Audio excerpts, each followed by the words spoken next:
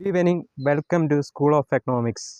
So we discussing about the first chapter economic development. ഇനി നമ്മൾ പോകുന്നത് agricultural sector in India under the British rule അല്ലെങ്കിൽ British Indian പീരീഡിൽ agriculture സെക്ടറിൽ ഇന്ത്യക്ക് ഉണ്ടായിട്ടുള്ള കോട്ടങ്ങളെ പറ്റിയാണ് നമുക്ക് ആ പോയിന്റ്സ് ഒന്ന് നോക്കാം.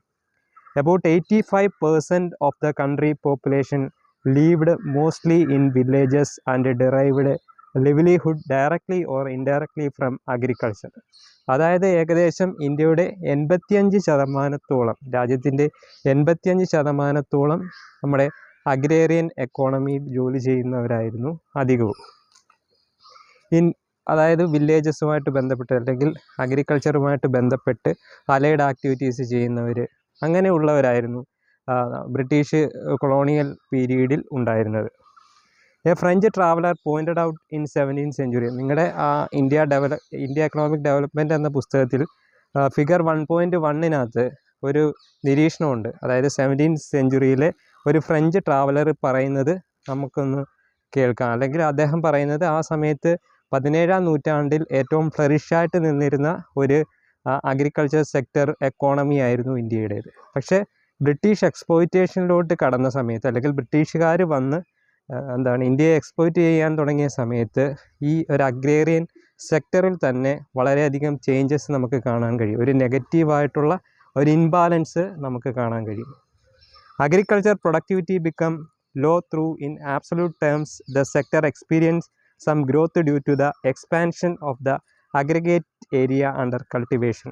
അതായത് അഗ്രികൾച്ചർ പ്രൊഡക്ടിവിറ്റി അല്ലെങ്കിൽ അഗ്രികൾച്ചറിലുണ്ടായ പ്രൊഡക്ടിവിറ്റി അല്ലെങ്കിൽ ഉൽപ്പാദനക്ഷമത എന്ന് പറയുന്നത് ബിക്കം ലോ, വളരെ താഴ്ന്നയായിരുന്നു. ഇത്രയും 80% ജനങ്ങൾ ഈ അഗ്രേറിയൻ കൾച്ചറിൽ അല്ലെങ്കിൽ അഗ്രേറിയൻ എക്കോണമിയിൽ വർക്ക് ചെയ്തിട്ടും എന്തുകൊണ്ടാണ് ഇത്രയും ഗണ്യമായ ഒരു കുറവ് കാർഷിക അല്ലെങ്കിൽ പ്രൊഡക്ടിവിറ്റിയുടെ കാര്യത്തിൽ എന്തുകൊണ്ടുണ്ടായി? The sector experienced some growth due to the expansion of aggregate area under cultivation. അതിൻ്റെ എന്താണ് കാരണങ്ങൾ? അത് നമുക്കൊന്ന് നോക്കാം. This stagnation is due to because British followed various system of land settlement. അല്ലെങ്കിൽ ബ്രിട്ടീഷുകാർ സ്വീകരിച്ചു വന്ന ചില നികുതി നയങ്ങളായിരുന്നു അല്ലെങ്കിൽ ഇന്ത്യൻ അഗ്രേറിയൻ എക്കോണമിയെ ഇത്രത്തോളം ബാക്ക്വേഡിലോട്ട് കൊണ്ടുവന്നത്. ഏകദേശം 80% ആളുകൾ അഗ്രേറിയൻ സെക്ടറിൽ ജോലി ചെയ്തിട്ടും എന്തുകൊണ്ട് ഈ അഗ്രികൾച്ചറൽ ഒരു പ്രൊഡക്ടിവിറ്റി ഉണ്ടാക്കാൻ കഴിഞ്ഞില്ല? അത് എന്ന് പറയുന്ന പ്രധാനമായിട്ടും അവർ കൊണ്ടുവന്ന ലാൻഡ് സെറ്റിൽമെൻറ്റ് പോളിസികളാണ്. Particularly under the zamindari system. പ്രധാനമായിട്ടും സെമീന്ദാരി, റൈറ്റ് വാരി തുടങ്ങിയ സിസ്റ്റംസൊക്കെ ആയിരുന്നു അന്ന് നിലനിന്നിരുന്നത്. സെമീന്ദാർ എന്ന് പറഞ്ഞാൽ ഭൂപ്രഭുക്കന്മാർ. അന്നേരം ഭൂപ്രഭുക്കന്മാരെ ഇടനിലക്കാരായിട്ട് കണ്ടുകൊണ്ട് ഉള്ള ഒരു രീതിയായിരുന്നു. അല്ലെങ്കിൽ നികുതി സ്വീകരിക്കുന്നത് അല്ല, വളരെയധികം നികുതി സാധാരണ കർഷകർക്ക് അനുഭവിക്കേണ്ടി വന്നു. അഗ്രികൾച്ചറിൽ ഉണ്ടായിട്ടുള്ള ഗണ്യമായ ഈ കുറവ് എന്ന് പറയുന്നത് ഈ ബ്രിട്ടീഷുകാരുടെ ഇത്തരത്തിലുള്ള ഒരു പോളിസിയുടെ ഫലമാണ്. ഇതിൽ പ്രധാനപ്പെട്ട ഒരു പോളിസിയാണ് നമ്മളിപ്പം പറഞ്ഞ് നിർത്തിയ ഈ മഹൽബാരി സിസ്റ്റം എന്ന് പറയുന്നത്. ഇത് പ്രധാനമായിട്ടും particularly under the zamindari system which was implemented in the Bengal presidency comprising part of India's presently eastern States. അതായത് ബംഗാൾ പ്രദേശങ്ങളിലും ഇന്നത്തെ ഈസ്റ്റേൺ സ്റ്റേറ്റ്സിൻ്റെ ഭാഗമായിട്ടുള്ള ആ പ്രവിശ്യയാണ് ഈ ബംഗാൾ പ്രൊവിൻസ് എന്നതുകൊണ്ട് ഉദ്ദേശിക്കുന്നത്. ഇന്നത്തെ ബംഗാൾ മാത്രമല്ല, ഈ പ്രദേശങ്ങൾ ഉൾപ്പെടുന്ന അല്ലെങ്കിൽ ഇന്ത്യയുടെ കിഴക്കൻ സംസ്ഥാനങ്ങൾ ഉൾപ്പെടുന്ന പ്രദേശത്തായിരുന്നു ഈ ഒരു സിസ്റ്റം നിലനിന്നിരുന്നത്. Zamindars instead of the cultivators. അന്നേരം സെമീന്ദാരന്മാരായിരുന്നു അവിടുത്തെ പ്രധാനപ്പെട്ട കൾട്ടിവേറ്റേഴ്സ് അല്ലെങ്കിൽ ഉൽപ്പാദിപ്പിച്ചിരുന്നവർ. അവരാണ് ഉൽപ്പാദിപ്പിച്ചിരുന്നതെങ്കിലും ഇതിൽ ജോലി ചെയ്തിരുന്നത് വളരെ പാവപ്പെട്ട കർഷകരായിരുന്നു അവർക്ക് വേണ്ടി ജോലി ചെയ്തിരുന്നത്. അന്നേരം അവർക്ക് കിട്ടുന്ന ഇൻകം എന്ന് പറയുന്നത് വളരെ കുറവായിരുന്നു. അത് മാത്രമല്ല, വലിയൊരു ഭാഗം നികുതിക്ക് വേണ്ടി അല്ലെങ്കിൽ ബ്രിട്ടീഷുകാർക്ക് കൊടുക്കേണ്ട ഒരു സ്ഥിതിയും ഉണ്ടായിരുന്നു. പിന്നെ അവർ സ്വീകരിച്ചു വന്ന റവന്യൂ സെറ്റിൽമെൻറ്റ്, ഇതെല്ലാം കൊണ്ടാണ് ഇന്ത്യയുടെ അഗ്രേറിയൻ സെക്ടർ വളരെ താഴോട്ട് പോയതായിട്ട് നമുക്ക് കാണാൻ കഴിയുന്നത്.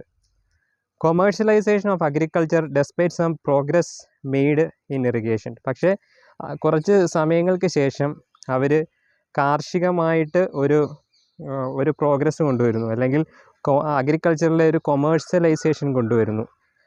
അതായത് കൂടുതൽ നാണ്യവിളകൾ കൃഷി ചെയ്യാൻ കർഷകർ വില്ലിങ് ആവുന്ന ഒരവസ്ഥ ഉണ്ടായി വരികയും അങ്ങനെ അഗ്രികൾച്ചർ സെക്ടറിൽ ആവശ്യമായിട്ടുള്ള irrigations, India's agriculture was starved of investment in terracing, flood control, drainage and soil, while a small section of farmers and sharecroppers neither had resources and technology nor had incentive in invest in agriculture. അന്നേരം കുറേ കർഷകരെല്ലാം തന്നെ ഇത്തരത്തിൽ നാണ്യവിളകളിലോട്ട് കേന്ദ്രീകരിക്കുകയും അങ്ങനെ അഗ്രികൾച്ചറിൻ്റെ കാര്യത്തിൽ ഒരു commercialisation ഉണ്ടാവുകയുമാണ് Indian agriculture സെക്ടറിൽ ഉണ്ടായത്. ഇനി നമുക്ക് അടുത്ത ഭാഗത്ത് എങ്ങനെയായിരുന്നു വ്യവസായം, അല്ലെങ്കിൽ ഈ ബ്രിട്ടീഷ് കൊളോണിയൽ പീരീഡിൽ ഇന്ത്യയുടെ വ്യവസായം എങ്ങനെയായിരുന്നു എന്നുള്ള കാര്യം നമുക്ക് അടുത്ത ചാപ്റ്ററിൽ പഠിക്കാം.